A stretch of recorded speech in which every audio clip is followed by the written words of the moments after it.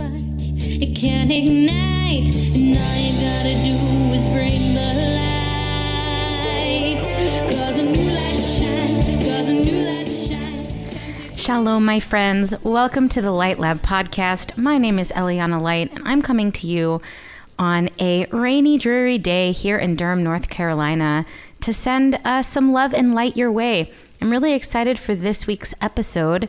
First, I just want to give you an update that as I'm recording this next Shabbat, the Light Lab Tefillah Teacher Fellows will be joining us in Durham for the retreat, for this first ever fellowship. We've been learning online weekly, exploring what tefillah is, doing some of that tefillosophy.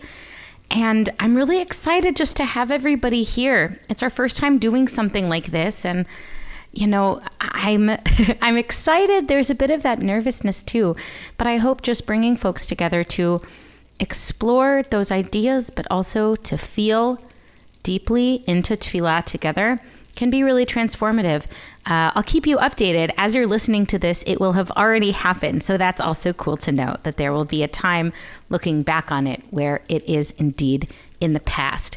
Speaking of past, today's episode is really exciting because it is an interview that we did live with the great folks at Beth Shalom Synagogue in Memphis, Tennessee, which is the synagogue I grew up at. And we interviewed their incredible rabbi, Rabbi Sarit Horwitz, who's been part of the Memphis community for a few years now. And it's so cool to have such an amazing person really shepherding what I still consider to be my home synagogue and my home congregation that my family is still a part of. My father was the rabbi there for 14 years. And so it was a really big piece of my life. And it makes me just so happy. It was great interviewing Rabbi Sarit in a live setting. People, congregants came, other folks came, shared questions and thoughts over the chat in Zoom. And if this seems like something like, oh, that would be such a cool program for us to do with our community, please reach out to us at lightlab.co. We would love to do a live podcast with your community. We find it to be a very engaging program over Zoom.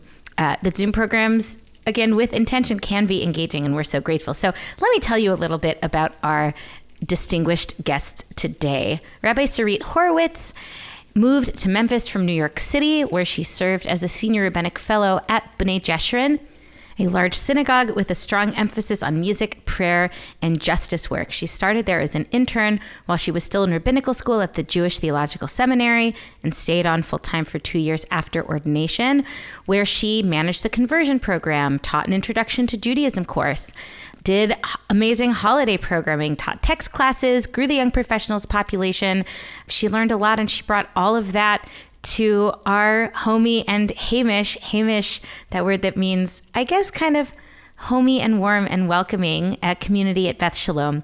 Rabbi Sarit completed her undergraduate studies in the joint program between Columbia University and the Jewish Theological Seminary with degrees in psychology and midrash. She was a Wexner Graduate Fellow, received a master's degree in Jewish women and gender studies. Rabbi Sarit grew up in Kansas City, attended Camp Ramah, Wisconsin, loves Jewish summer camp as well as biking, cooking, reading. And I'm excited that the next time I'm in Memphis, I'll get to see and hang out with Rabbi Sarit, her amazing husband, Rabbi Abe Schachter-Gample, and their adorable sons. And we had such a great conversation around not just tefillah and spiritual life, but how we might create opportunities for those in our community to experience that deep meaning as well. So whether you are a synagogue goer, in synagogue leadership, or just someone who is interested in this philosophy, we hope you enjoy our conversation with Rabbi Sarit Horwitz live over Zoom at Beth Shalom Synagogue.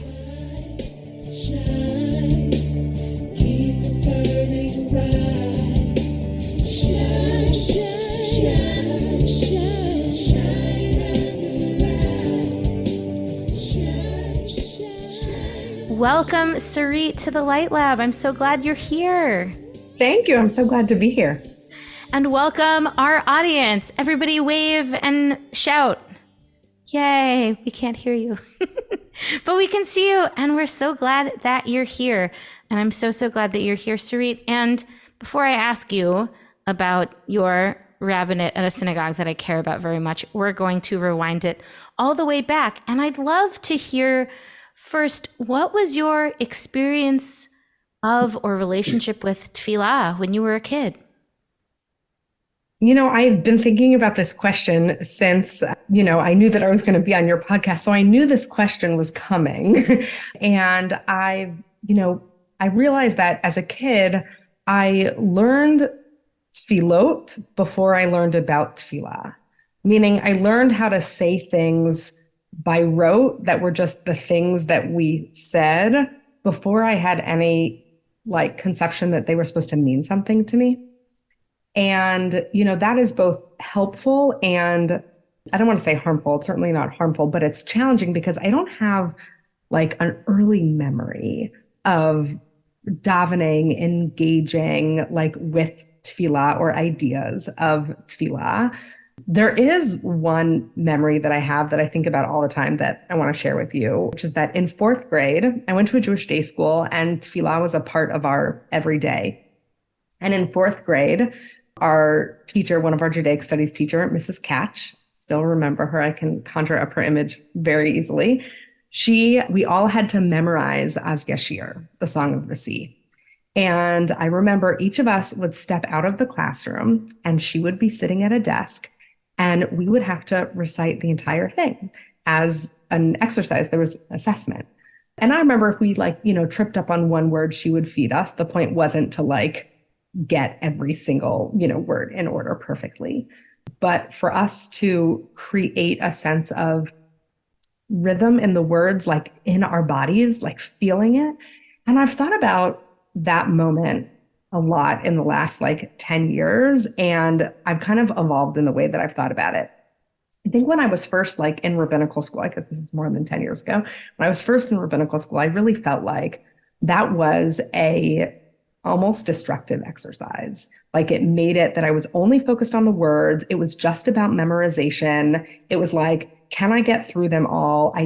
Not once were we asked to think about what those words meant, or let alone what they meant to us. And that it was this is only for the sake of memorization. That's not what tefillah is supposed to be about. And then I think as I've, developed more as my own davener and as someone who certainly leads a lot of tefillah, I think about that moment in different ways in how helpful it is to be able to have the words flow through me, because then it allows for me to do other things as well. I can let the words move through me and I can stop and pause and think about them. And I'm not focused on the mechanics. And I think one of the really hard parts about being, I'm sure we'll get to this more later, a part of a tradition that has so many mechanics connected to tefillah and prayer is that it can be really hard if we don't feel comfortable in the mechanics. And we feel prayer as a entire entity can be inaccessible to us if we don't know the mechanics, especially when it's in a foreign language. And so I realize how helpful that was in so many ways, that it gave me a huge leg up in not having to think about am I stumbling? Can I read this? So I've just evolved a lot in the way that I think about that experience. Thank you so much for sharing that. I'm wondering if our listeners, both in the Zoom and at home, can think about ways in which learning the words themselves have been a help and or a hindrance, because it can certainly be both. Remind me, how old were you when that story happened? I was probably 10. You were probably 10. Would it have been more positive or more negative for your teacher to say, let's read what this means. We're calling God Adonai Ish Milchama, Lord Man of War, as all of the Egyptians drowned in the sea. Let's talk about what that means for our understandings of God. And I'm thinking about, if you get older and you read, you're that's what it means? So I think that's A. And then B, a metaphor that I've used in the past but haven't thought about lately for what it means to be able to make the liturgy your own was when I was at JTS, they always had a jazz ensemble come and do things with the cantorial school. You're shaking your head. You probably remember at least one of those. And I don't remember if they said it or it was sparked in me that to do jazz, you need to have music fundamentals. Jazz, right? Jazz is an improvisational medium, but you have to have command of the instrument in order to be able to improvise. You need to learn all of the standards before you can go off book, and what that means for our learning of the liturgy. And it's also a way of thinking of the liturgy as a vessel through which prayer is possible, because that was very astute of you to say that you had a relationship to the liturgy, but not necessarily to prayer. I'm wondering, like, do you have an earliest memory of praying, or one might even say connecting to a sense of spirit, even if earliest is not super early? What's coming to mind for you? Yeah, I remember as a kid at summer camp, probably one of my early summers. I was probably 11, 12, 13, something like that. And I remember we used to have these mornings where we would leave camp early by bunk and make breakfast somewhere, and each of us would daven on our own. It would give everyone a siddur, and it was like, go out, find a tree, do something. It was like, you want to use this siddur. And I love that what you said, Eliana, before about jazz. It allows you to go off book if you know the fundamentals. And I think that's actually really how I view the siddur, that it provides us with like a blueprint, and that if we connect to it and we have a sense of how it works, then it actually gives us the tools to go off book. And I think that's what happened in those moments. Like, we would get a siddur, we would find our own place. If you wanted to use it, great. If you didn't, also great. But I remember like starting in the siddur and then just like closing it and being in this woodsy place by myself. And like, of course, I knew that there were others around me, which was like both the sense of being alone and also in community at the same time, and feeling like, I don't know that I could say genuinely that I felt God in that moment, but I know I felt something, and that it was powerful, and what it meant to connect to something outside of myself, and that the prayer experience was the launch pad for that. And it was because I started in the siddur that I started with those words. I probably started with like Moda Ani and Matovu, and those were the things that I knew, and that was where I knew to open on page 2 or page 7, right? And then like I was able to just be there in myself, and it created this foundation for me to think bigger. Like I said, I don't know authentically that like I would have called it that moment that was God, or even if I would have said that was spirituality, but it was certainly something that I found in myself that I hadn't experienced before. That's a beautiful memory. And Mota Ani and Matuvu are great places to start. That's why they're at the beginning, which might sound like a silly thing to say, but people put them at the beginning for reasons, right? What does it mean to start from that place of gratitude? Let's go back to God for a second. Yeah, I think about when I was that age too, experiences I had. I don't know if I would have named them God, but if you had heard the word God when you were that age, what did you think that meant at the time? I've thought about this so much, as only in the last couple of years have I started to teach about God more. I really don't know when I started to think about God. And there's a part of that feels sad for me. I think I also wasn't given the tools. I don't think in my Jewish educational upbringing, we talked about God ever. And so I don't think I ever created a conception for myself of what God was, let alone like what a relationship of mine could be. I have one like memory of thinking about God in a sort of personal way. It's also like wrapped up in being a little bit of like a chutzpahdik teenager. But I remember when I was probably 14, it was the first time that I really thought about davening with the imahot, right? Including the matriarchs and the Amidah. And the shul that I grew up in did not include them.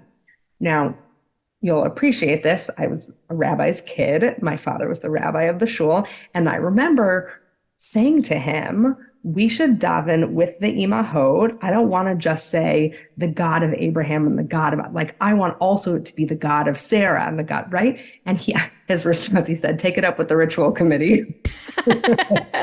But I remember it was the first time like saying, like me feeling like I want to connect to that God in a way also. Like I want to create an expansive understanding of God and not just limiting to what the prayer experience that I was, told to have in that moment. Mm. Let's kind of move out of that childhood place, maybe through adolescence and early adulthood.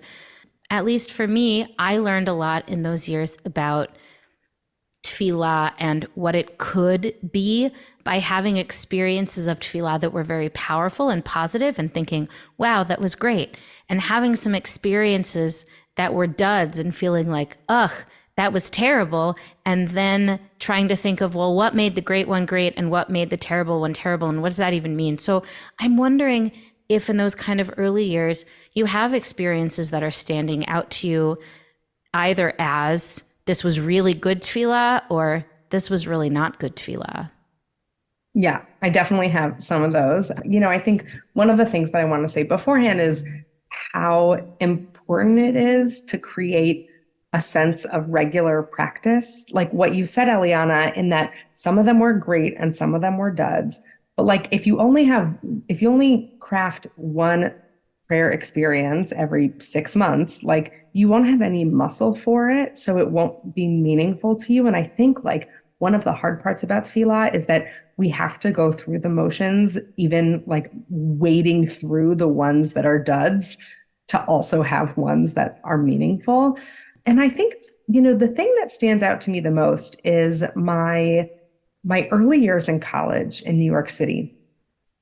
People are often surprised as a rabbi, I was not involved in Hillel as an undergrad at all.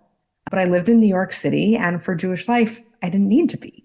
And so one of the things that I really made a point of doing was exposing myself to a lot of different types of Jewish experiences, even ones that I thought that I would find really uncomfortable. So I actually went to very few like conservative synagogues or minyanim in New York, but I went to Reform and Reconstructionist and Renewal and Modern Orthodox and Mainstream Orthodox. And I wanted to see a breadth of different ways that people pray and think, okay, what could I connect to in this? And what might I be surprised by?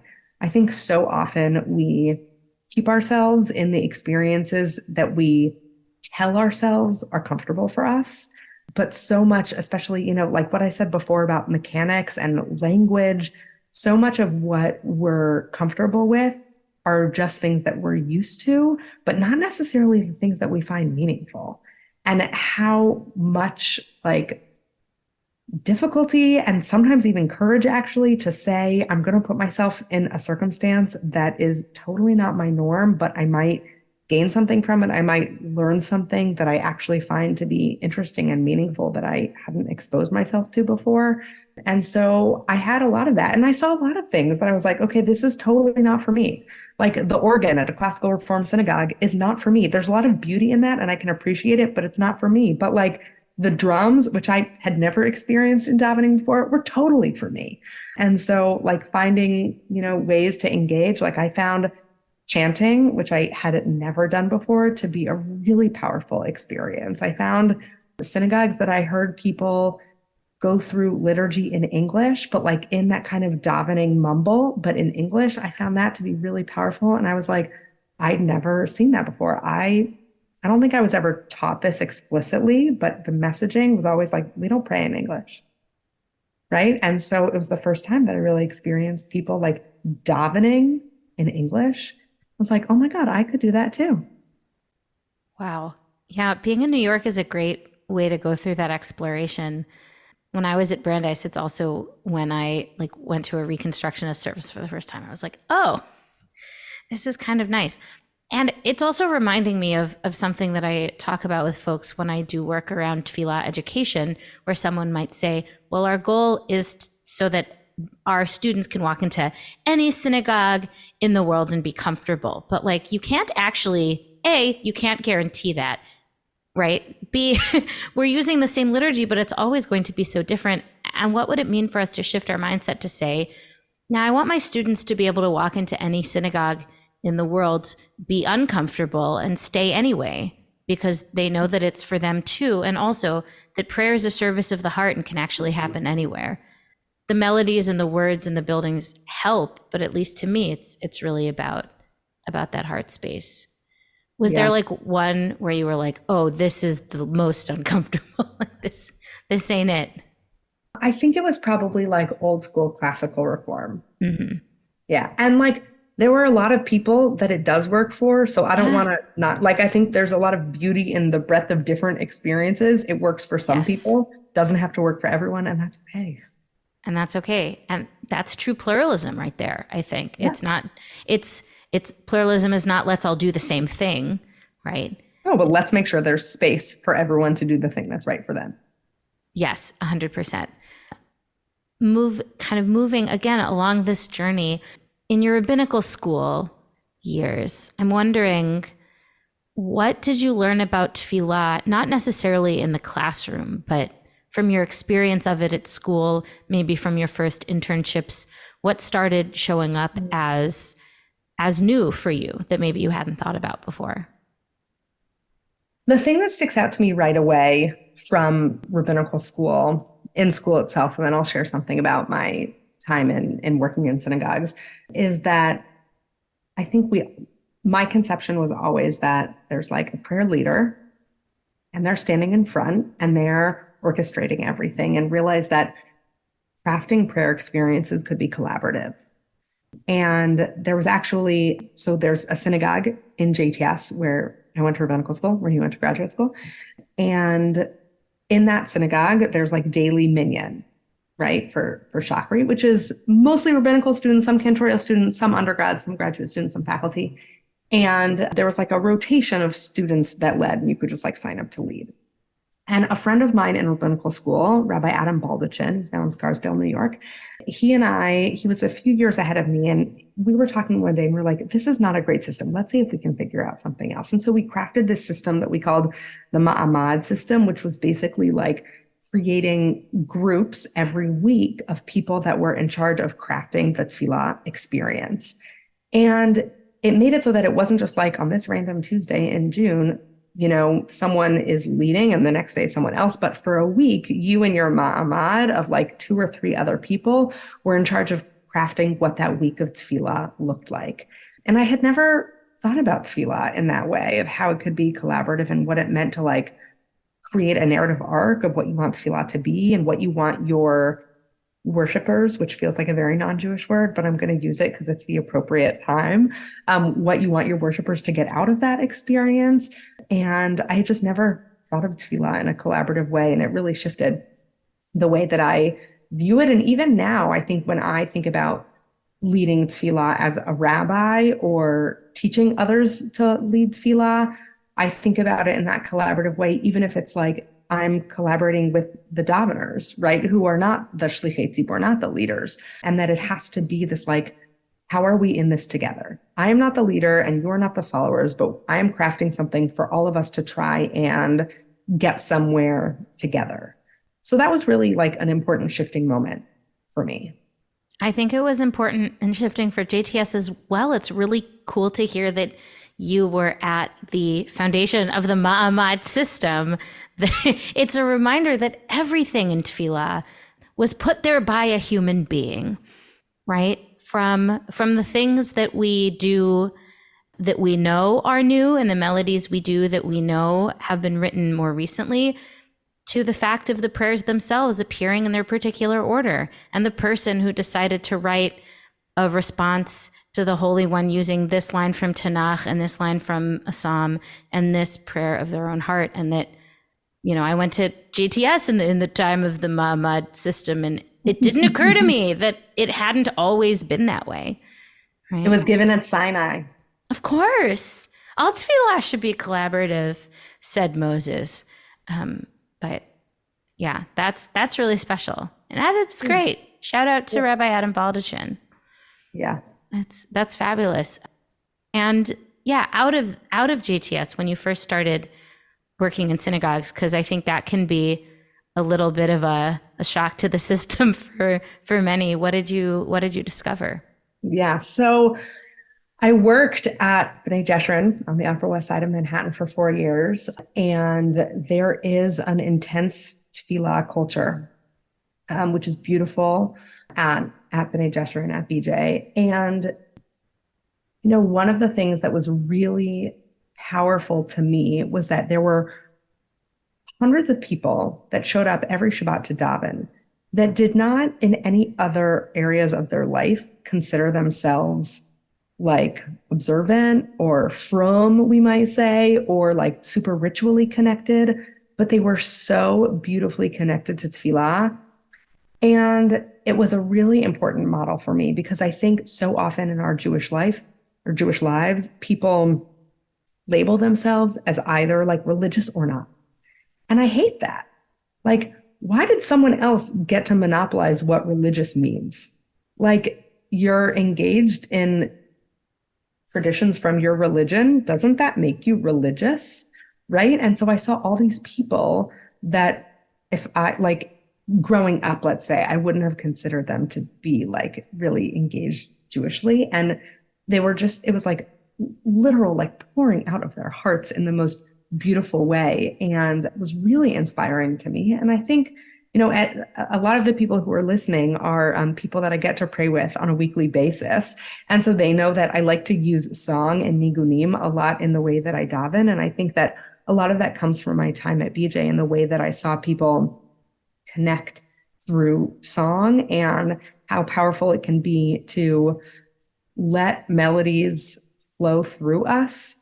I'll take this from my teacher, Rabbi Marcelo Bronstein, who says that a nigun is not a wordless melody. A lot of people say that that's what a nigun is. He says that a nigun is a melody finding the words in us.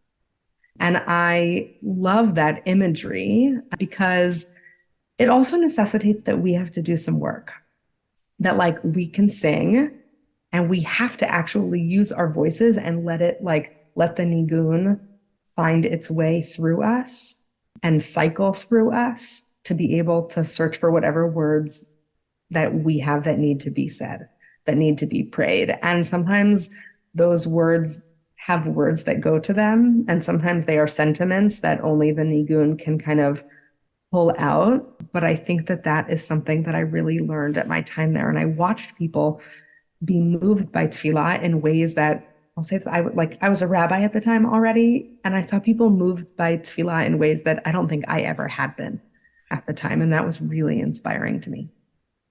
I love the idea that we have to do some of the work. I think sometimes we ask the music to do all the work. I mean, I'm thinking about, and we can talk about this later, the worst artist in residency gig that I ever did was at a synagogue on Long Island where they found me because of something that had been posted on Facebook. I worked for a year at B'nai Jeshurun and they saw that in the bio, and the president of the synagogue messaged me more or less to say, our tefillah isn't great. You work at BJ. You will bring your guitar and your songs and you will make our services just like BJ. And I had to be like, no, I'm happy to come and bring the songs, but it's not going to happen. I'm wondering, what are some of those other intentions, decisions, either in the culture and or the way that tefillah is crafted at BJ that are different than just we're using instruments and we're singing songs that made it powerful, that made it work? I think people, like you said, they often think like, oh, you can translate that experience and make it anywhere. So, the rabbis there right now, Rabbi Rolly Madelon and Rabbi Felicia Soul and Rabbi Becca Weintraub, they work really hard to teach tefillah. It's not a concert. You don't come and hear the music and be like, oh, I'm here to listen to, Baruch She'amar. And doesn't that sound nice? Right. So from a really technical standpoint, the music is the undercurrent. The instruments, I should say, are the undercurrent. The voices are what take over. And that is really intentional so that it's not a concert. The instruments also, from a physical standpoint, are on the side, and the shlichei tzibur, the prayer leaders, are in the middle. That's where the focus is. And anytime if they feel like there's a melody or something that they're using that becomes like that's taking over the experience, they'll shift it, they'll tweak it, they'll do it differently, they'll stop using it because that's not the point of what music is supposed to do. And they do a lot of teaching. So like teaching what are the words to, this tefillah.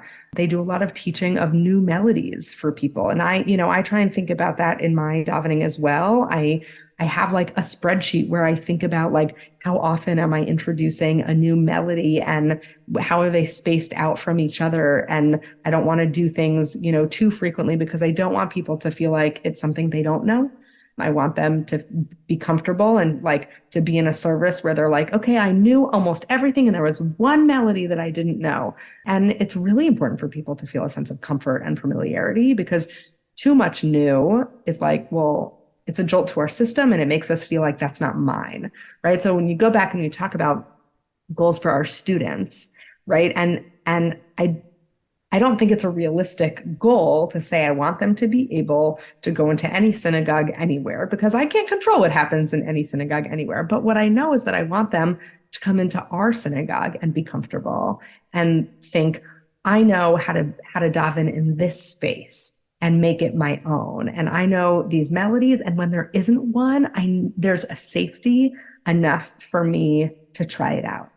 I think that's like the sign of a comfortable and courageous davener, which is like really what I want all of the daveners that I'm in relationship with to be, is the willingness to try something out of like, I'm going to try out these words or I'm going to try out this melody. I'm going to see what it's like coming out of my mouth. Many people that have davened with me, if I'm teaching something new, will hear me say like, even if you don't know what's going to come out of your mouth, open it anyway, because we can't see how it feels if we don't try it. It sounds like so simplistic, I feel like to say, but the experience won't be ours if we're only hearing other people say it. And tefillah is not meant to be spectator sport. And it can't be ours if we're not like trying to see how it feels. Like you can't learn how to play soccer by watching someone else kick a ball. You have to just be like, okay, I don't know if I'm going to make contact or not, but I'm going to lift my leg and see what happens. Comfortable and courageous is a really great phrase. That might need to be the title of this episode, but we'll leave it open for other options. I can't wait to see what happens. Because you're totally right. And what you said about, it might be simplistic. I think so many of the reminders that we need as leaders and as prayers seem simple on the surface, but if they're not said aloud, then they won't come true. Right? We might assume that everybody's on the same page about wanting to have a meaningful experience or being okay to open up, but that's not necessarily the case. I think a lot also about how in our society we've professionalized singing and music in a way that keeps folks from feeling comfortable, and that opening your mouth in song is very vulnerable, right? It's very vulnerable. And prayer, what I think we're really asking of our congregants when we lead them in prayer is a vulnerable thing also, because you're holding out your heart and your hand and you're saying, here I am. And to me, prayer and our relationship to God is a lot about us saying, I'm not fully in charge and I need help. And that's really vulnerable, right? I'm not fully in charge both for good. Like I didn't plant this tree. I didn't guarantee, like I didn't decide to be born into this family, right? And I'm not in control for bad when we hear about tragedies and there's, we wish we could do more than we can. So I want to take it to that place of your congregants. And can I go back and share a story with you? Oh, please do. I had a really hard experience. So I'm not musically trained at all. And I don't have any kind of like singing technique. And, I've tried to learn, whatever. It's just not where I am. And that's okay. We all know our strengths and our weaknesses. And there we are. I had a teacher that, someone that I was praying with that was way more senior than me. And at some point they said, why don't you step away from the microphone so people don't hear you as much? And it was a really scarring experience. Yeah. Yikes. Because I know that I am not musically trained and there might be notes that I don't hit, or I don't even know the language, Eliana. Like that's how non-musical I am, right? But I felt like that's not what tefillah is supposed to be, right? Like, and then I'm like, well, can't I, like, what kind of messaging are people getting if it's like you can only daven, or you're only a good davener if you can perform? Yeah. And I just thought that like it took me a long time to get over that, to feel comfortable leading. But once I was able to move past that, I realized how important that was for me of an experience as being a leader, to model for other people. Like, you don't have to have any quality of voice. You can be completely tone deaf and your prayer is just as valid. And yeah, I think that's, I think the vulnerability piece is huge in that. Like, there are a lot of people that say to me, like, oh, you don't want to hear me sing. And I'm like, no, I do. I really do. I promise you I do. That's very powerful. Those things stick with us. Again, we learn from what goes right, and we learn from how we feel, how we want to help others feel. I think about that sometimes too when I work with synagogues, and I say, well, the rabbi, he doesn't have the best voice. And well, okay, if you're in a physical space where you can only hear what's coming through the microphone, right? Maybe that's something to address, because if we want to tell people that they can only sing if they're professionally trained, getting the rabbi to not daven is a great way to do that. And I don't think that's what we want. I'm thinking about a conversation I had at a conference a while ago. I was talking to rabbis about crafting space for prayer and said, we don't actually get to decide. We don't have control over what somebody's inner experience of tefillah is. We actually don't have that control. And so somebody said, well, if we don't have that control, why do we try? Why even bother? And I said, well, you hire a party planner to make the party the best it can be so that the most people will have the most fun.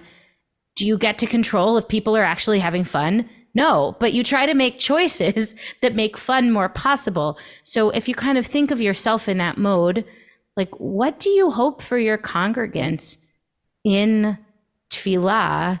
And what are some choices that you make or think about or have made in the past to try to make that experience more possible? Well, one of the things that I think about is that everyone comes to tefillah for different reasons and with different goals, and some people don't know their goals.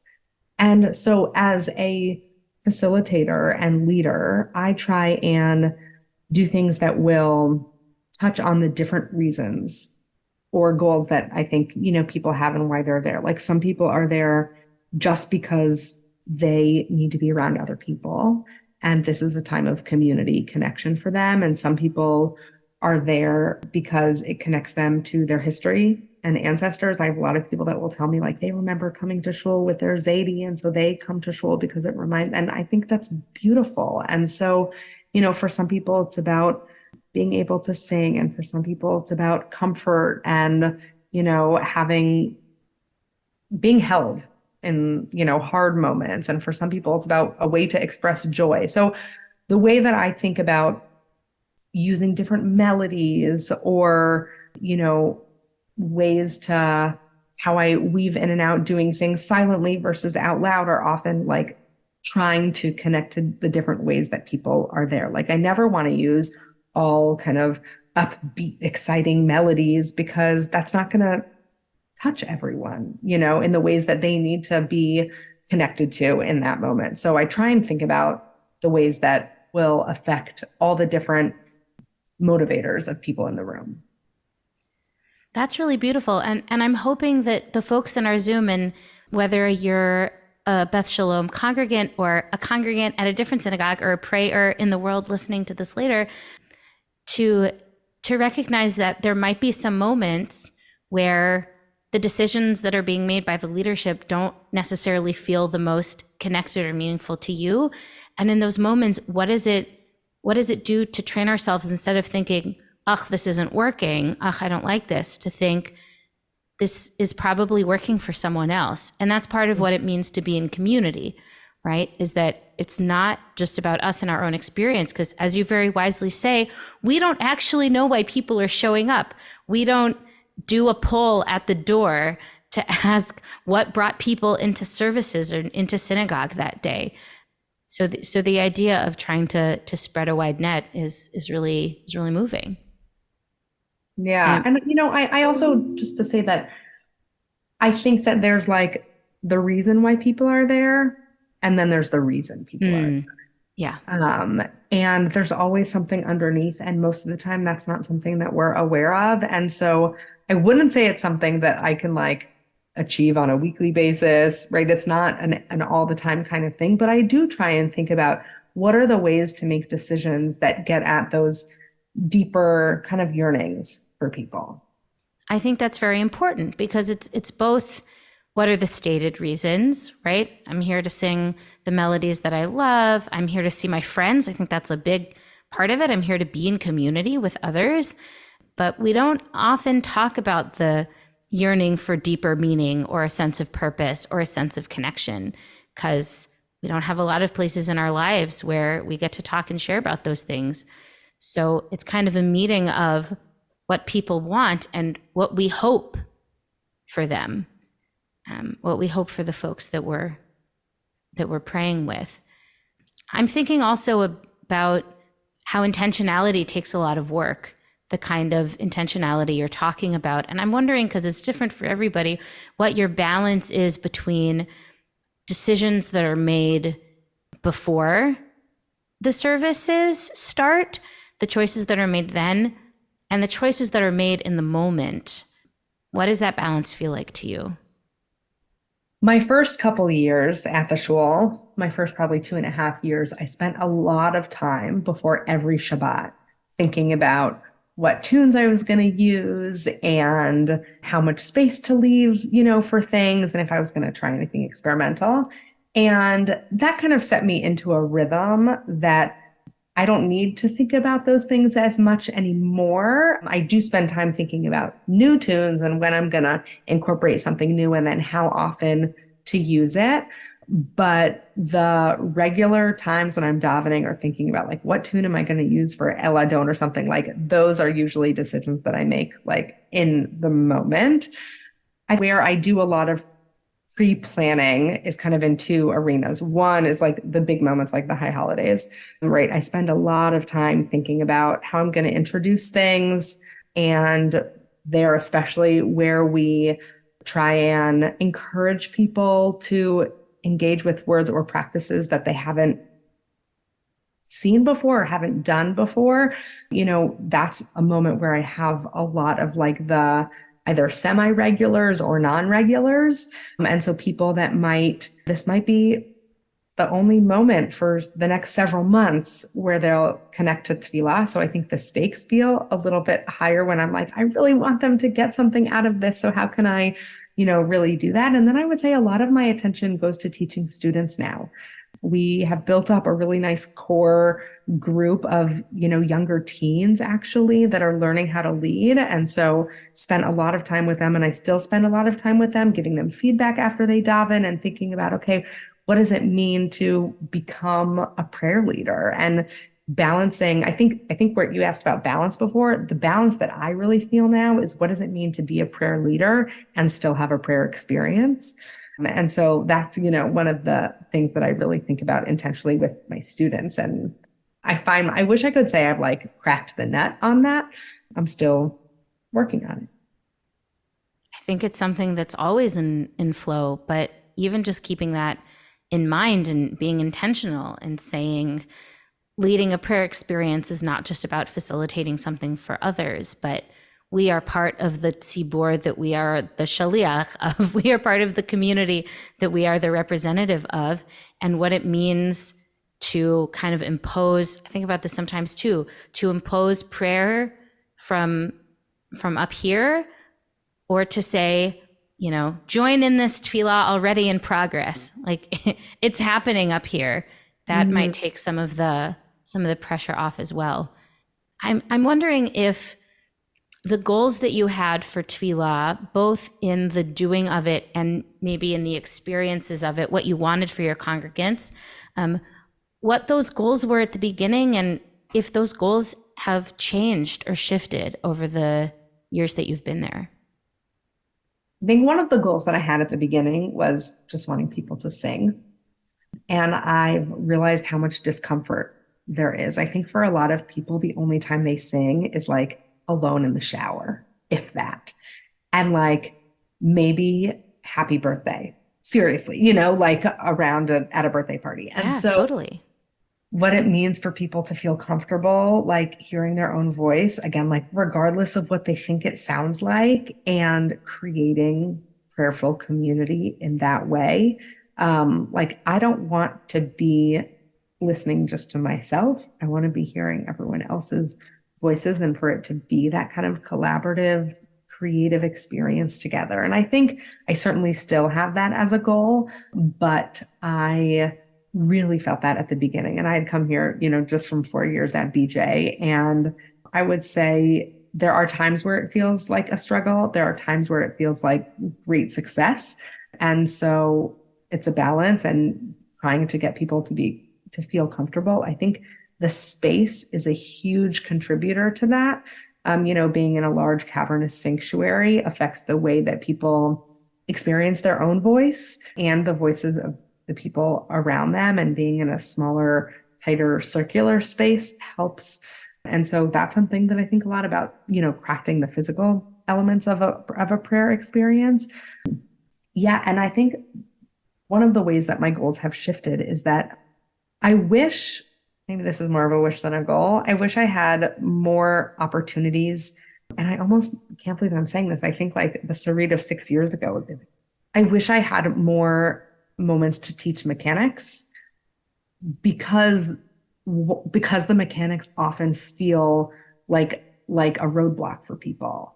Mm-hmm. And it's the first, anytime I talk about tefillah with people, the first thing is like, well, I don't know what page we're on, and I don't know the Hebrew, and like, I don't know the order of how it goes. And so in some ways, I want to be able to teach all of things so that people can just like relax. And I think like there's so much like wound upness around tefillah and anxiety of like, I'm going to be found out, that like, I don't know when to bow at the right place. And like how I can either shed all of that so people can be comfortable, or teach those things so that people can be comfortable and then like dive into their tefillah experience because they feel like they've got that under their belt. And I think the mechanics are so valuable because they ground us and then let us play with it. And I want people to feel like prayer can be playful. Certainly. Prayer is play of the highest order. I'm thinking of a quote I bring up a lot from my rabbi of blessed memory here in Durham, Steve Sager, that ritual likes it when you know what you're doing, which again is a challenge, both that it's challenging and a challenge kind of for us to step up into that.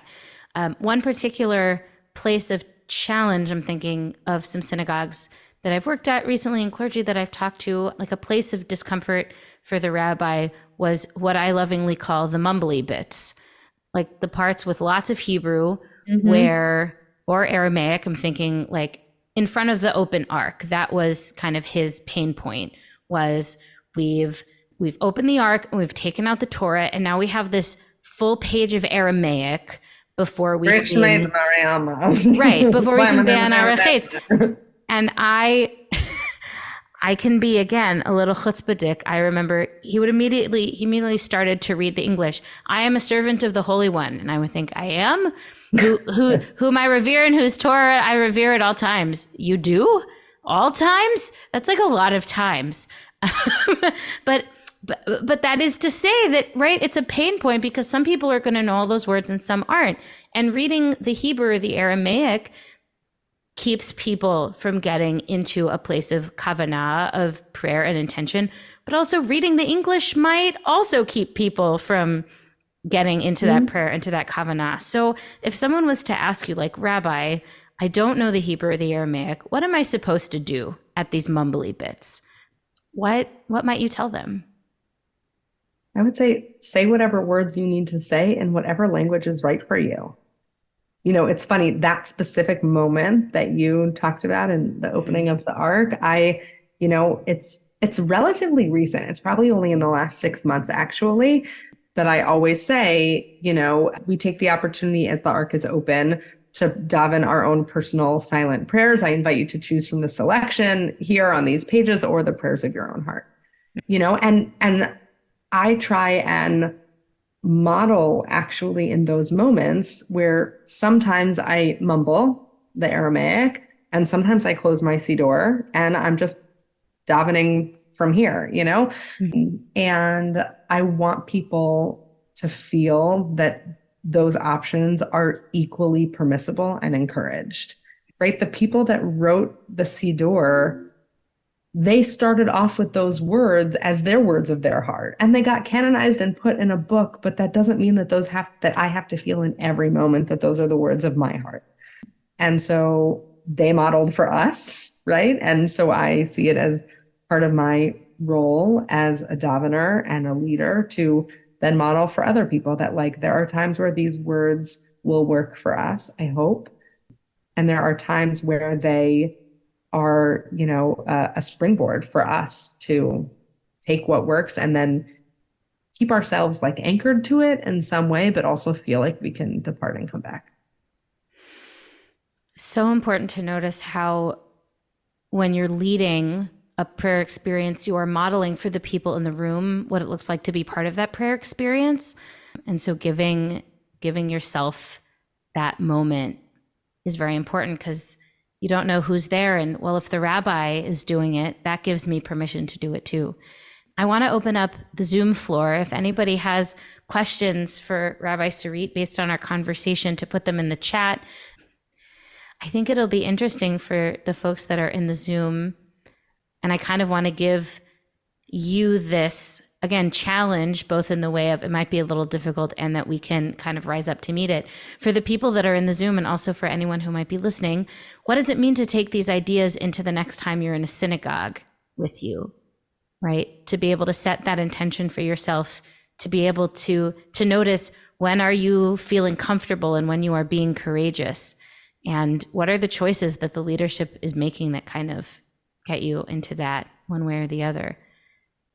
One of the things, Eliana, that I think is really hard for shul regulars, actually, as much as I want people to be shul regulars, is that we become often so connected to the keva, the rote pieces of the tefillah, that it actually becomes even harder to pull away from that. Mm-hmm. And, one of the things that I noticed, I said to Eliana before that in my Thursday Lunch and Learn group, we're reading Rabbi Tovah Spitzer's book about God. And Eliana just released a podcast with her, which is amazing. And all of you should listen to it. And one of the things with that group that I've noticed is that at the end of every chapter of Tovah Spitzer, of her book, Metaphors of God, she offers some exercises that are beautiful. And the chapters are mostly frameworks for thinking about God. And then she offers these practices, right, where you can play with it. And those exercises are the hardest for everyone in the group. We can read and intellectualize and think about. And then when it comes to those practices, people are like, oh no, I'm not going to try that. Right. And it's we theorize about God and we want to be like, well, yes, that one works for me because I think that, when that, and it's and then when it comes down to it, okay, how does that sit with me? How do I play with that? How do I let it wash over me? That's a lot more uncomfortable. So I think that plays out. It's the same with tefillah of sometimes the more grounded we are in the regular patterns, the harder it actually is for us to depart from that. And I think that's our job as prayers is to be how do I push myself to not be overly connected to the regular? Yeah, to the form. That's certainly a challenge for us. I saw Miriam, I saw that you had your hand. You can unmute and share what you're thinking. Yes, thank you both of you for a wonderful podcast. I think the thing that I got out of this the most was that everything I'm doing is normal and right. Because I'm always questioning if I'm like on the right page. I'm always going, to Sue and I'm saying, am I on the right page? Am I doing the right prayer? And like, I don't know the Hebrew and I'm not doing the words and I don't know the songs. And so I've been doing it with my heart. And everything I hear is that I'm doing it right. If there's like one thing that I would want people to know is that there's no way to do prayer wrong. And I would hate for anyone to think at any moment in a prayer experience, am I doing this wrong? Beautiful. Thank you for sharing that. I'm sure I'm thinking about that too. There's no way to do it wrong. How freeing that can be. Even with all of the mumbly bits and the words. Dot and Stanley, I saw you make a little thumbs up. Was that just yay, I agree, or did y'all have something you wanted to add? I can do it wrong. He just said I can do it wrong. Okay. Okay. As long as we're unmuted, can I just say something? It's not a question. Sure. A friend in memory care, and she's a member of Beth Sholem, and we used to pick her up and take her to synagogue. And every time they started to sing, she would elbow me and just lit up and was participating and remembered it. And it was so wonderful. It was really a great experience for her, and it was for us, because we saw her a different person when she got into synagogue and sang. That's all. I just wanted to say that. We also brought an Orthodox friend of ours who doesn't have a car in for Yizkor services, and she too thanked us. It meant something to her. Whatever you were doing, it related to her a great deal, and she too still thanks us all the time. Not a question, but That's beautiful. I'm so glad you shared. I think there's something about melodies of tefillah that connect to something deep in us. Like you could call it soul, you could call it memory, all of those things kind of tied up together that affect us in ways that we often can't put into words. And I think that, like you said, for your friend, that they were transported, right, to a different mental space, right? And I think that tefillah has the power to do that. That's the goal, I think, transporting us. Susan, was that your hand up to share something? Okay, so even though I grew up Jewish, I didn't grow up in the tradition. Okay, so the mechanics of prayer, when I first started coming, I was just totally overwhelmed by the mechanics. If I would come to a minyan in the evening because I had Yizkor, I didn't know whether I had Yizkor. I was just told, come this evening. I didn't know whether it was Mincha or Mariv. I didn't know what the difference in Mincha and Mariv were. And I didn't know how to say Kaddish. So learning the mechanics is super duper important for people to get so that they're not worried about doing the mechanics and they can say the prayers. That was important. Your dad used to always say something about having a peg to hang something on. And I didn't understand for a long time. I couldn't understand what he was talking about, to have a peg to hang something on. And a lot of times, all it takes is the rabbi to say, one sentence about a prayer that we're getting ready to do, or add a new tune to a prayer that we're getting ready to do. And that's my peg to hang something on. And Sarit knows how much I love new tunes, and I always want to do new tunes. And there's this tension between doing the new tunes, and I'm like Sarit, I don't have, the beautiful voice that hits all the notes. But the new tunes for me are engaging, and the old tunes get boring and repetitive. Hmm. And I think that's just kind of me. But I think there's also other people who like new tunes, but we need to have a mechanism to teach people, as opposed to turning around at the end of Musaf and saying, okay, now I'm going to teach you how to do Ein Keloheinu in Ladino. But, just learning how to do that. And I learned that from someone at BJ. It just made Ein Keloheinu a whole new thing for me, as opposed to doing the same tune every week. So I might do it, to myself in Ladino, or my combination of Hebrew and Ladino. That just makes it more interesting to me. And a lot of times when Sarit does a new tune, like during the Kedusha, I will go home after services, after it's been posted on Facebook, on our webpage, and go to that part and record it and just play it over and over and over again so I can learn it. It's not a bad idea. I mean, that's how I've learned that Mem Kom Cha, is I didn't have you record it for me. I just recorded you doing it. But to me, I like the new tunes. And I don't think any of our young kids who lead, and our young kids who lead are just amazing at how proficient they are. But I know exactly what tune they're going to do every bit of that service. Yeah. And I like to be surprised. Yeah. I did want to add, just bring up, what your dad used to say about having a peg to hang something on. And that made it more meaningful. And that's all. Thank you. Yeah.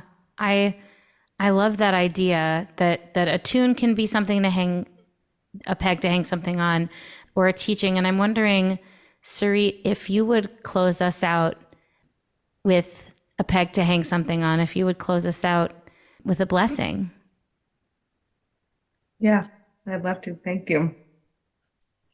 My bracha for each of us is that we feel the comfort in tefillah spaces, that we walk into places of prayer, places of worship, and we feel like there is room for us, and that we know our place, and that we are comfortable in our seat, and that we also feel like we can be courageous, like we have the ability to open our mouths and have words and notes come out that we don't know how they're going to sound, but that they might transport us to new places. And my bracha for each of us is that when we are able to balance those different things, the comfort and the courage and even a little bit of holy chutzpah, that we are able to go deeper into ourselves, that we will have words emerge from our souls that we didn't know existed before. Amen. Amen. Thank you so, so, so much for being with us this evening, Sarit. It's been such a beautiful time. Thank you. It's an honor, Eliana. Glad to be here. And thank you so much for listening. Thank you so much to Christy Dodge for editing, to Yafa Englander for our show notes.